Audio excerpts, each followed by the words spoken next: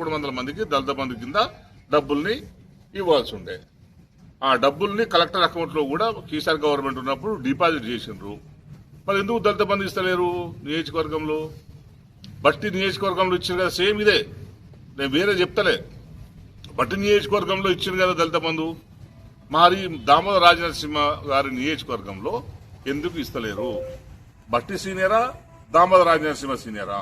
దామోదర రాజనరసింహ ఉప ముఖ్యమంత్రి కదా ఇంతకుముందు, దాదాపు 7 సంవత్సరాలు 6 సంవత్సరాలు 5 సంవత్సరాలు ఉప ముఖ్యమంత్రి చేసిండు. అంతకుముందు 2 సంవత్సరాలు మంత్రిగా చేసిండు కదా, అంత సీనియర్ మంత్రి కదా. మరి ఎందుకు ఆయన నియోజకవర్గంలో ఉన్న దళితులకు దళిత బంధు ఇయ్యలేకపోతున్నాడు? ఆయన ఇప్పియాలిగా. మరి అవన్నీ వదిలిపెట్టి నేను ఇల్లు ఇచ్చినా అది ఇచ్చినా అంటే కార్యకర్తలు కూడా పాపం ఆయనను అనుసరించే కొందరికి లబ్ధి చేకూరే పని తప్పించి ఈ నియోజకవర్గంలో ప్రజలకు పనికొచ్చే ఏ పని కూడా దామోదర రాజనరసింహ చేస్తలేడు. దామోదర రాజనరసింహ ఏది చేయాలనుకున్నా కూడా దాని వెనకాల ఏమైనా ముల్లే వచ్చేది ఉన్నదా లేదా అని ఆలోచిస్తాడు.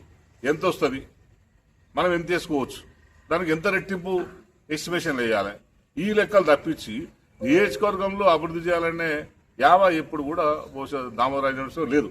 ఇప్పుడు కూడా బహుశా దళిత బంధు ఇస్తే నాకేమొస్తుంది అని అనుకుంటుండేమో, అందుకే దళిత బంధు ఇస్తాడేమో. మేమున్నప్పుడు ఏమన్నారు, మీ కార్యకర్తలకు ఇచ్చుకున్నారు, మీ కార్యకర్తలకు ఇచ్చుకున్నారు అన్నారు. లెక్కలు తీద్దాం. మా కార్యకర్తలు ఎవరున్నారు, మా పార్టీ కార్యకర్తలు ఎవరున్నారు, మీ పార్టీ కార్యకర్తలు లెక్కలు తీద్దాం. నేను రెడీ ఉన్నాను దానికి. చెప్తారు కాంగ్రెస్ పార్టీ నాయకులు, ఓ మీ పార్టీలకు ఇచ్చుకున్నారు అంటారు. ఏ పార్టీ అయినా సరే మేము ఇచ్చిన వందలో కాంగ్రెస్ పార్టీ కార్యకర్తలు ఉన్నారు, బీఎస్పీ వాళ్ళు ఉన్నారు, బీజేపీ వాళ్ళు ఉన్నారు, అన్ని రకాల పార్టీలకు ఇచ్చినాం. ఎందుకంటే 2 గ్రామాలని మేము యూనిట్గా తీసుకొని చేసినాం. ఆ గ్రామాల్లో ఎవరున్నా సరే ఇవ్వాల్సిన ఇచ్చేసినాం మేము. ఆ తర్వాత మేము రిజిస్టర్ లిస్టులో కూడా తీయండి, మేమిచ్చిన మీకు దమ్ము ఉంటే మేమిచ్చిన 1100 లిస్టు మీద మీరు పూర్తి విచారణ చేయండి. ప్రభుత్వం మీది కదా. మేమిచ్చిన లిస్టు మీద విచారణ చేసి దాంట్లో ఎవరు అర్హులో వాళ్ళకి ఇవ్వండి. మేము అదే అంటలేం కదా. మీరు స్కూటీ చేసుకోండి, కావాల్సి దాంట్లో తప్పు ఉంటే స్కూటీ చేసుకోండి, కానీ పథకాలు కొనసాగించండి మేము అంటున్నాం. పథకాలు కొనసాగించండి అని నీ కాంగ్రెస్ పార్టీలోకి ఇచ్చుకో.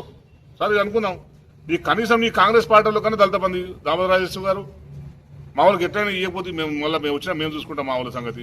మరి మీ పార్టీ కార్యకర్తలను ఇవ్వకపోయినావు, మీ పార్టీ కార్యకర్తలను 1100 మందికి దళిత బంధు ఇస్తే ఒక్కొక్కరు 10 లక్షలతో, రేపు 10 లక్షలతో మళ్ళీ 10 లక్షలు కోటీశ్వరులు అవుతారు కదా, డబ్బు సంపాదించుకుంటారు కదా, అదన్నా ఇవ్వండి.